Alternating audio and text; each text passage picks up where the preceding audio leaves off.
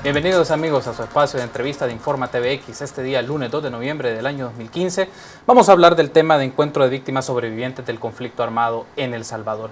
¿Por qué hacemos esta mención? Sabemos que para la cultura latinoamericana el 2 de noviembre es una fecha importante para conmemorar, para recordar a las personas que ya no están con nosotros, pero también para otras personas es una fecha en donde la conmemoración significa no solo recordar, también investigar situaciones o circunstancias que afectaron la vida de ellos por conflictos armados, por guerras o por situaciones que se han vivido en las sociedades. Y este es el caso de nuestro país, de la sociedad salvadoreña. Entonces, para eso vamos a hablar con Esperanza Cortés y Jaime García. Ellos son miembros de la red del Comité de Víctimas del Conflicto Armado que apoya al IDUCA. Bienvenidos por estar con nosotros en Informa TVX en este espacio de entrevista. Es un gusto, Jaime.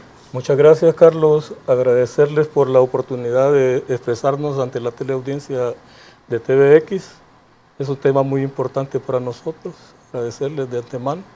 Que tengan muy buenas tardes. Muy amable, gracias. Esperanza, un gusto. Cuánto gusto. Un gusto conocerlos. Ha sido un gusto y para nosotros le agradecemos mucho que tengamos esta apertura. No, gracias. Vamos a entrar en un momento a hablar un poco de la red, pero quisiera enfatizar un poco qué significa para ustedes la fecha. Sabemos 2 de noviembre que todas las personas pues llegan a conmemorar a sus familiares que han pasado, pero en el caso de ustedes, ¿qué significado tiene cada fecha? Sobre todo por las características de la red y también el trabajo que ustedes vienen desarrollando en la misma. Jaime. Hay diferentes espacios de víctimas en el país. Y el día 1 de noviembre, en el Monumento de las Víctimas, en el Parque Cuscatlán, se hace una misa en memoria de nuestros desaparecidos y de nuestra gente que perdió la vida en los conflictos armados. Es una fecha, digamos, no es lo mismo pensar, digamos, en mi madre, mi padre, mis abuelos que murieron, que, digamos, en nuestra gente, 70,000 claro, muertos y 18,000 desaparecidos que, digamos, son parte de la guerra, pero también es parte del anonimato en que desde los acuerdos de paz, que ya son 23 años, se han venido guardando en el anonimato y se han querido invisibilizar. Digamos, la gente de derecha dice de que las heridas, ¿por qué reabrir las heridas? Si la verdad que las heridas nunca se cerraron. No es solo, digamos, el 2 de noviembre o el 1 de noviembre que celebramos nuestras víctimas, sino que mensualmente, digamos, las comunidades eclesiales de base en el Monumento a los Caídos también celebran mensualmente las masacres, las víctimas que perdieron la vida mes a mes. Bueno, entonces es, digamos, lamentable ver a nuestra gente ya grande llorando por los hijos que no se sabe dónde ir a dejar una flor, dónde llegar a visitar una tumba, que es lo que nosotros, digamos, por justicia tenemos derecho de saberlo, pues, porque todos somos víctimas, pues, de una u otra manera. Yo soy víctima, digamos, del conflicto armado. Yo no tuve adolescencia, no tuve juventud. Me tocó, digamos, crecer, digamos, de 14 años, asumir responsabilidades de 16 años, porque a mi gente la estaban matando. Sí. Porque ser catequista, ser, digamos, celebrador de la palabra o ser miembro de una organización estudiantil, maestros, o nos empujó a ingresar, digamos, a un espacio político militar, donde no se deseaba, pues, jamás, digamos, en mi vida como niño o como principios de mi adolescencia, pensé llegar a entrar, digamos, a un barco desconocido, embarcarme en una aventura, que a esta época son 47 años que se continúa trabajando. Y en su caso, Esperanza, ¿cómo ha sido su incorporación a la red? Un poco comentarnos su testimonio, sí, su experiencia. Sí, la incorporación a los comités empezamos desde el 2006 al 2007, empezamos con las conmemoraciones de la víctima, para tener ese espacio, ¿verdad? Y irnos conociendo entre víctimas, ¿verdad? Sí. Celebrarlo y siempre que estuvieran dentro de las conmemoración también de los jesuitas, porque ellos de los mártires también, ¿verdad? Claro. Teníamos que recordarlo. Y lo del parque, que es el primero, ¿verdad? Pero nosotros siempre hemos venido trabajando con bastante gente de los comités, como digamos de 2 o 3 personas, y comenzamos visitando los sitios donde se dieron masacres, como el Mozote, el Calabozo, Santa Marta, La Quesera, Y dentro de eso se hacían foros, talleres, que eso va incluido aquí en las celebraciones que hacemos y exposiciones de fotos. Quiero saber un poco, Jaime, la importancia que tiene de reconstruir la memoria, estos acontecimientos para la cultura salvadoreña, para la sociedad salvadoreña, porque son situaciones que no pueden pasar al olvido y también implican obligaciones para el Estado. Entonces, me gustaría saber la importancia de la reconstrucción, la presentación y la memoria de estos hechos, de estas masacres, de estos acontecimientos que ocurrieron en el contexto del conflicto armado, pero que nos marcan como sociedad, Jaime. En el año 2005, el Estado salvadoreño fue responsabilizado por el magnicidio de Monseñor Romero, por la Corte Interamericana de Derechos Humanos. En ella se le exigía, digamos, una de las 8 reparaciones de no repetición, es la de adecuar la historia reciente a los niveles educativos desde primaria a niveles universitarios, cosa que ningún gobierno hasta este momento ha asumido esa responsabilidad. Entonces, ¿qué es lo que implica, digamos, para nosotros? Es mantener viva la memoria, es mantener viva, digamos, que existen víctimas que todavía no se les ha reparado. Los acuerdos de paz responsabilizaban al Estado a asumir, digamos, la tarea de darle un acompañamiento psicológico, social a nuestra gente, y cosa que no se ha hecho, pues todavía, digamos, a nivel, digamos, general del país no se está haciendo. Digamos, en el caso del IDUCA, que nos acompaña, la red de víctimas, sí lo estamos haciendo, digamos, con el comité.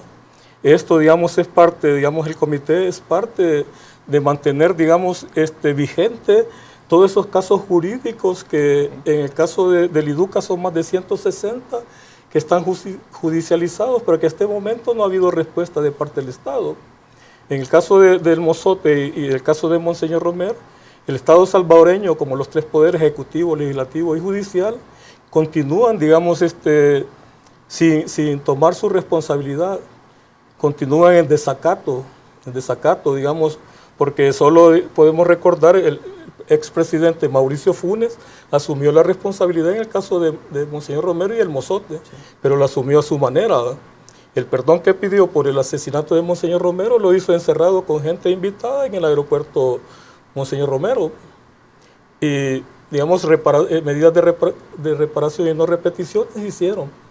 Pero nosotros no nos conformamos con que una calle o un bulevar tenga el nombre en este caso, de Monseñor Romero. Yo fui muy cercano de Monseñor Romero, trabajé con él, estuve, digamos, en la homilía del 23 de marzo. Yo le sostenía el teléfono cuando dijo cese la represión, y el 24 de marzo de la mañana platicamos, bromeamos, nos reímos y me dio un abrazo que fue la despedida. Entonces es una responsabilidad el mantener la historia de nuestra gente en la palestra, digamos, de la sociedad salvadoreña. Y esa es parte de la tarea que realizan los comités, ¿no? Usted mencionaba, Jaime, el trabajo que los comités vienen desarrollando. Coméntenos esa, Esperanza, ¿cómo trabaja el comité cotidianamente? ¿Cómo el comité visibiliza estos casos y está continuamente en la lucha? Así es. A base de testimonio se ha ido descubriendo, ¿verdad?, cómo han sido las formas que todas, nosotros las víctimas estamos como toda una familia, sí, ¿verdad?, con el dolor y con aquella sed de que nos hagan justicia. Entonces se ha trabajado ya en los casos que se han demandado, pero se han ido a dormir a la fiscalía. O sea que a nosotros no nos han hecho caso. Vea, el Estado espera que nosotros los muramos para que así ya hasta allí llegue la cosa. Pero no, nosotros jamás vamos a olvidar a nuestras víctimas. Ninguno, creo que, de los comités. Y entonces trabajamos en conjunto, comités de departamento que vienen en representación, a veces de 2 o 3 personas. ¿Ya? Y junto con ellas vamos conociendo la verdadera historia, lo verdadero que pasó. Ahí se va contando, se va contabilizando, y así es como hemos trabajado. ¿Y el comité tiene registros, Jaime, tiene archivos, tiene información. Coméntenos un poco de qué información disponen los comités para reconstruir los casos y que no solo para el tema de memoria que hemos hablado, también de responsabilidades que el Estado salvadoreño debe de cumplir. El comité venimos creciendo, venimos innovando, digamos, nuestra lucha, nuestra tarea, nuestra responsabilidad, y hemos asumido el compromiso de formar una comisión de seguimiento de los casos jurídicos que se han presentado en la Fiscalía General de la República. Eso, digamos, ahorita tenemos una lista de 160 casos a los cuales les vamos a dar seguimiento y la exigencia de qué es lo que sucede, pues, por qué, digamos, no ha habido respuesta de parte de la Fiscalía General de la República. Entonces, por otra parte, digamos, se hacen los tribunales de justicia restaurativa y digamos, se exponen los casos, digamos, de nuestras víctimas, pues se ha ido cada año, digamos, salen, digamos, nuevas testimonios de la gente y exigencia de justicia. Vienen abogados a nivel internacional, los diferentes espacios de la Procuraduría de los Derechos Humanos de aquí en el país. Entonces, de una u otra medida, digamos, mantenemos latente, digamos, la exigencia. Sí. Pero en este país, digamos, como decía Monseñor Romero en una de las homilías, que un campesino le había dicho: Monseñor Romero, si la justicia solo pica a los descalzos. Entonces continúa, digamos, esa visión, digamos, de Monseñor Romero, que la justicia en este país nada más es para la gente de la oligarquía económica empresarial, de los diferentes partidos políticos. Hay un recurso de amparo en la Sala de lo Constitucional, que es, digamos, la inconstitucionalidad de la ley de amnistía, sí, que lo demanda la Comisión Interamericana de Derechos Humanos en el caso de Monseñor Romero y en el caso del Mozote, y que a este momento ya tiene 3 años de estar ahí, y la Sala de lo Constitucional viene prometiendo, pero ¿qué es lo que sucede? El señor, digamos, Meléndez decía que diputados del partido Arena y del mismo FMLN les han pedido de que la ley de amnistía general no la nombre inconstitucional. Entonces están tratando de mantener, digamos, los candados a la justicia, y cosa, digamos, que la ley de amnistía general no impide que los casos de lesa humanidad, los crímenes de lesa humanidad, sean juzgados. Pero como la justicia está en manos, digamos, de la gente del poder económico, no hay, digamos, un abogado o un juez que tenga el valor de demandar, digamos, en un caso, digamos, de asesinatos de lesa humanidad o una masacre al Estado salvadoreño. Tenemos que hacer una pausa, Jaime y Esperanza, pero regresando tras la pausa me gustaría que platiquemos de los tribunales de justicia restaurativa, que hablemos del encuentro, desde cuándo surge el encuentro y las actividades del encuentro, si les parece. Sí. Vamos a hacer una pausa, amigos, pero en breves instantes seguimos con su espacio de entrevista. Estamos de regreso en su espacio de entrevista en Informa TVX. En esta oportunidad, lunes 2 de noviembre del año 2015, estamos hablando del encuentro de víctimas sobrevivientes del conflicto armado en El Salvador. Y para ello están conmigo Esperanza Cortés y Jaime García. Ambos son miembros de la red del Comité de Víctimas del Conflicto Armado que apoyan al IDUCA. En la primera parte, Esperanza y Jaime nos estaban hablando un poco del significado que tiene el seguimiento de estos casos, la experiencia que ellos han vivido, pero también la necesidad y la importancia de que las instituciones del Estado salvadoreño cumplan sentencias, cumplan investigaciones y también declaraciones y establecimientos que han hecho la Corte Interamericana de Derechos Humanos, que nos mencionaba Jaime en la primera parte. Y me gustaría entonces que hablemos un poco de los comités. Coméntenos, Esperanza, los comités, ¿cómo surgen? Y en su caso particular también, su desempeño y su trabajo dentro de los comités territoriales. Yo pues surjo de una invitación a un foro. Sí. Y allí conozco bastante gente y empezamos a trabajar como comité. Después se van agregando mucha gente y entre foros y reuniones que hacíamos, vamos pensando cómo es que vamos a echar a andar un trabajo, ¿verdad? Para llegar buscando a que nos oigan. Porque cuando uno anda sola, buscando la justicia no le oye. Y ya decíamos nosotros en que sea con 3, con 4 ahí, ya más, ¿verdad?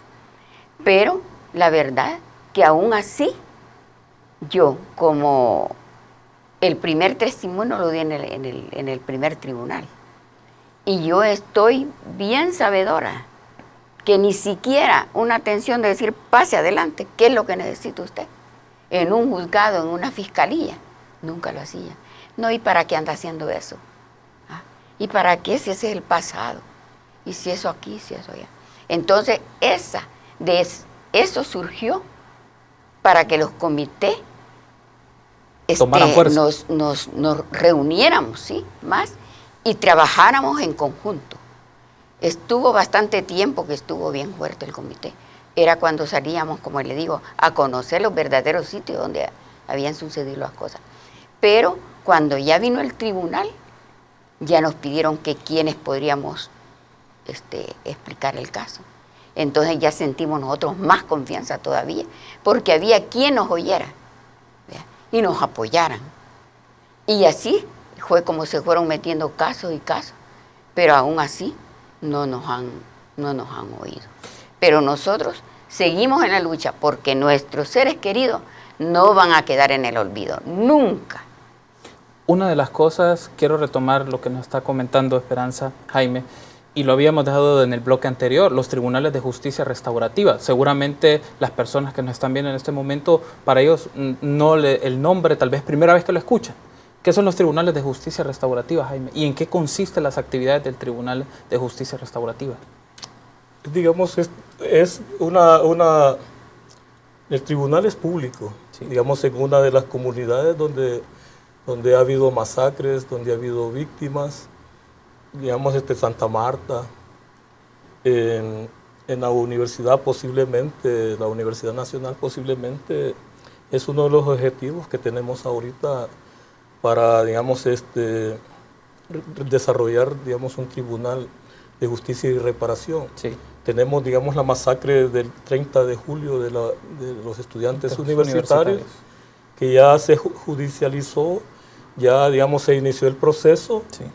A 30 y tantos años, digamos, 1975 al 2015, prácticamente toda una vida. En aquel tiempo yo tenía 18 años. Fui parte, digamos, de la gente que iba en esa masacre. Entonces, ¿qué es lo que significa? Digamos, significa dar la oportunidad, digamos, a los diferentes familiares de víctimas, ya sea de masacres o de conflictos individuales, a exponer su caso, o gente de nuestra misma red de víctimas que sufrieron, digamos, tortura, cárcel, digamos, de parte del Estado salvadoreño, y que son de COPES, digamos, de nuestra gente que es presos políticos. Y, digamos, de masacres, en el caso de Santa Marta fue el último. Han existido, digamos, masacres, víctimas en Santa Marta. Entonces es, digamos, darle una presentación judicial, digamos, a los diferentes casos, darle a la persona, digamos, que ha vivido, que ha sufrido la pérdida de familiares o de vecinos, de iniciar, digamos, un proceso que va a llevar, digamos, los casos presentados en un tribunal a judicializarse en la Fiscalía General de la República. Se constituye un momento en donde también las personas comentan su testimonio, lo socializan, y ¿han asistido miembros o funcionarios de las instancias públicas a alguno de estos tribunales? ¿Esperanza? Sí, en los primeros tribunales. Sí. Psicólogos, abogados, y hasta llegó, parece, uno de parte de una oficina del Estado. Sí. A los principios. Ya hoy después, ya no va. Pero allí lo que se vive en el tribunal es lo verdadero que se vivió.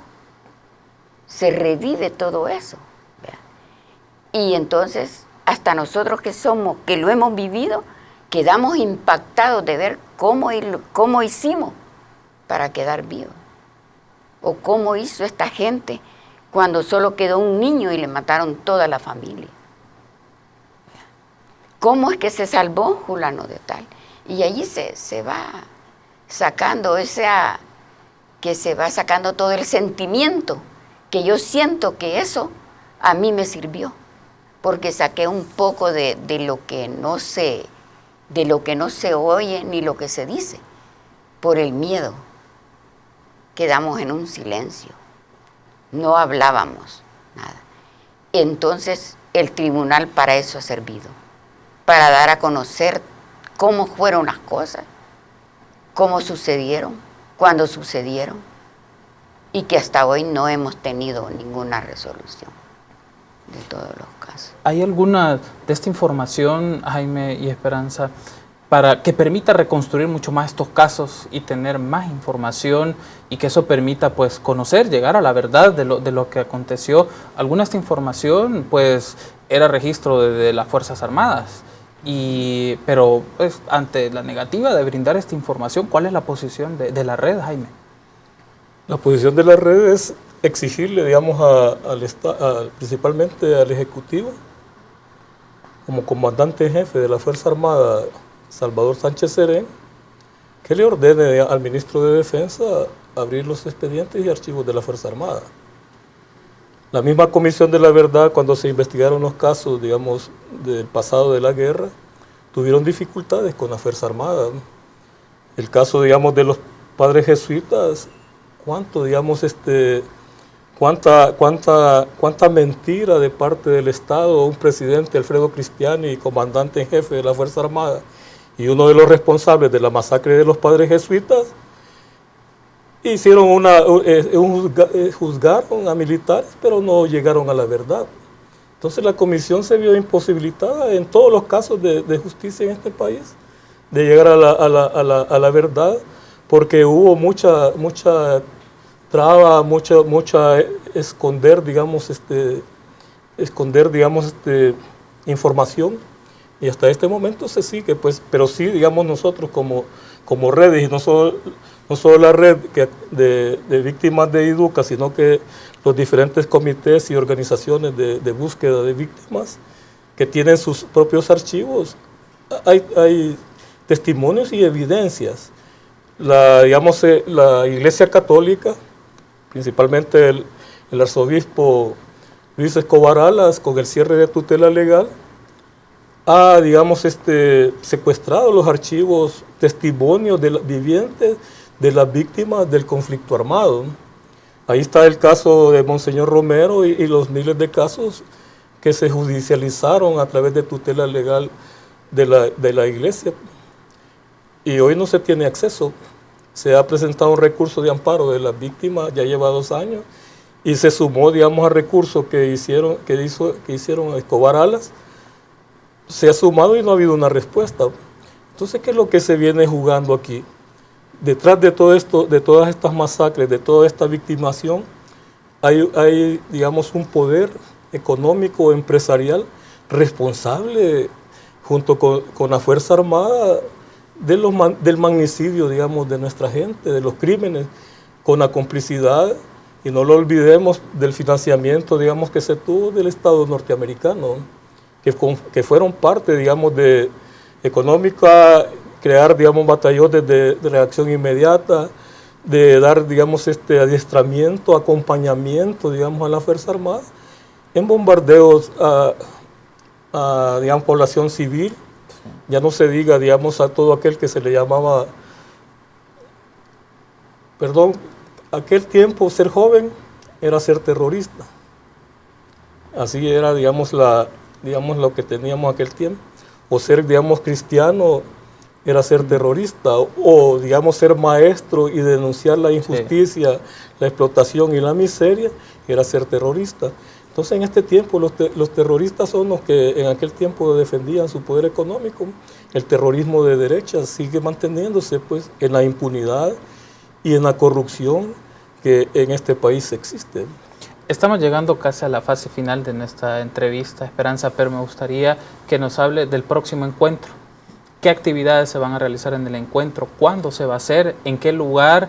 Porque para hacer la invitación, seguro hay personas interesadas que quieren ser parte de los comités, y siendo parte de los comités quieren comentar su experiencia, pero también participar en el proceso de investigación que realiza esta red. Coméntenos un poco de esto, Esperanza. Bueno, este evento se va a llevar el 7 de noviembre a las 8 de la mañana en las instalaciones de Segundo Montes, ahí en Icas. En el auditorio Segundo Montes de la UCA.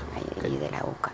Y ahí vamos a estar con exposiciones de fotos de las víctimas desaparecidas, con actos culturales que siempre se acostumbra, leyendo la reseña y todas las actividades que tenemos ya programadas. Bueno, muchas gracias. Quiero agradecerles a ambos por habernos acompañado. Jaime, Muchas gracias por haber estado con nosotros. Mucho Esperanza, gusto. ha sido un Gracias. gusto por haber estado con nosotros y esperamos que nuevamente la red nos acompañe en este espacio de entrevista para seguir tocando este tema. Sí.